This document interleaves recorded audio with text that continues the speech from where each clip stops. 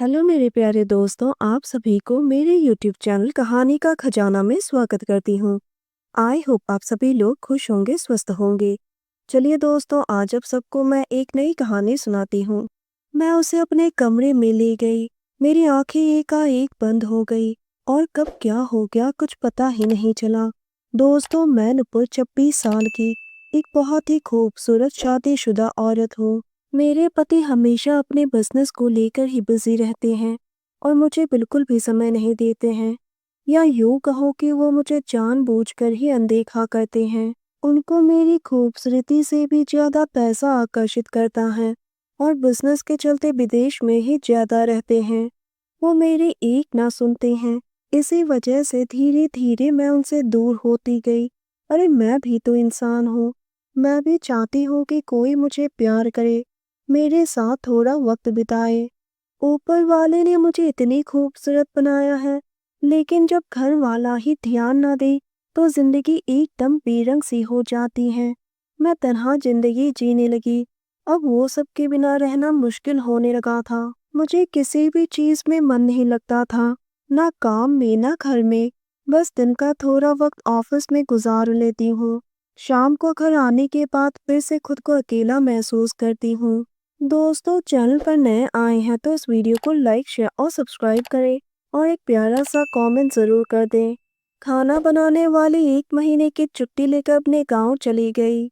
उसके जाने के बाद मैं हर शाम ऑफिस से आते ही ऑनलाइन खाना ऑर्डर कर देती थी और एक लड़की आकर मुझे खाना देकर जाती थी। एक दिन मेरी तबीयत ठीक नहीं थी तो मैंने देर रात को खाना ऑर्डर किया। जब दौड़ बजी, मैंने दरवाज़ा खोला तो सामने एक बहुत ही हैंडसम लड़का खड़ा था। उसने मुस्कुराते हुए कहा, मैडम आपका खाना। मैंने कहा, हर रोज़ तो मुझे खाना देने के लिए एक लड़की आती है।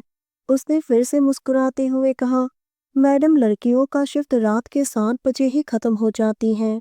मैंने पूछा, तुम्हारा नाम क्या है? उसने बड़े प्यार से कहा, मैडम मेरा नाम अमन है। पता नहीं क्यों, लेकिन मुझे वो लड़का बहुत ही अच्छा लगा। मैं पूरी रात उस लड़के के बारे में सोचती रही। उस दिन के बाद से मैं हर रोज ही देर रात को खाना ऑर्डर करने लगी और वही लड़का अमन मुझे खाना देने आने लगा। एक रात जब वो मुझे खाना देने आया तो मैंने उसे घर के अंदर बुलाया और कॉफ़ी ऑफर की। कॉफ़ी पीते हुए मैंने उसके बारे में पूछा तो उसने कहा कि उसके माता पिता कोई नहीं है, वो ये काम अपने पॉकेट मनी के लिए कर रहा था। उसने कहा कि मैडम जब मुझे अच्छी नौकरी मिल जाएगी तो मैं ये काम छोड़ दूंगा। फिर उसने पूछा, मैडम आप इतने बड़े घर में अकेली रहती हैं? मैं दुखी मन से बोली, कहने के लिए तो एक पति है जो काम के चलते ज्यादातर विदेश में ही रहते हैं। अमन, मैं अपने आप को बहुत ही अकेली महसूस करती हूँ। अमन भी अकेला था और मैं भी अकेली थी, इसीलिए वो मेरी बात सुनकर बहुत ही जल्दी भावुक हो गया और धीरे धीरे हमारी दोस्ती आगे बढ़ने लगी। उस दिन के बाद से जब भी वो खाना देने के लिए घर आता है तो हम दोनों घंटों बैठकर एक दूसरे से बातें करते हैं और साथ में बैठकर खाना भी खाते हैं। इसी तरह से एक दिन वो रात आया। उस दिन बहुत ही ज्यादा ठंड पड़ रही थी और आप लोगों को पता ही है कि दिल्ली में कितनी ठंड पड़ती है। बाहर निकलना भी मुश्किल हो रहा था। मैंने खाना ऑर्डर किया और रात के 10 बजे के करीब अमन खाना लेकर आया।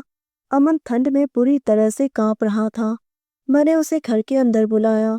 उसने कहा, आज सर्दी भी काफी है। मैंने मुस्कुराकर बोल दिया, तो आज रात यहीं रुक जाओ।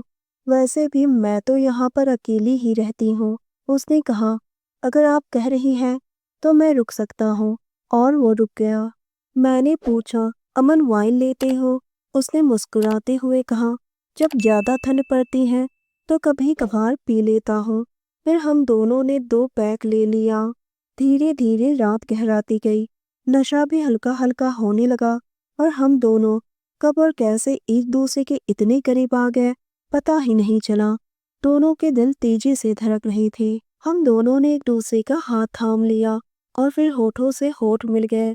फिर उसे मैं अपने कमरे में ले गई और अपने आप को उसे सौंप दिया और अपनी आंखें बंद कर ली।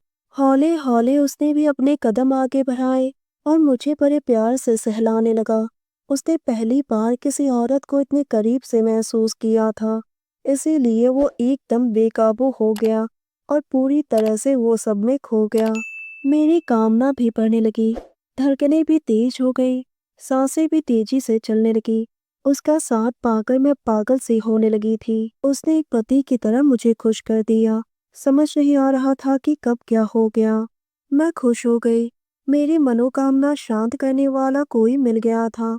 उस दिन के बाद से हम दोनों की दोस्ती और भी गहरी हो गई। अब मेरी जिंदगी बहुत ही अच्छी तरह से कट रही है। मेरे चेहरे से उदासी मानो गायब ही हो गई है और अब मैं बहुत ही खुश रहने लगी हूँ।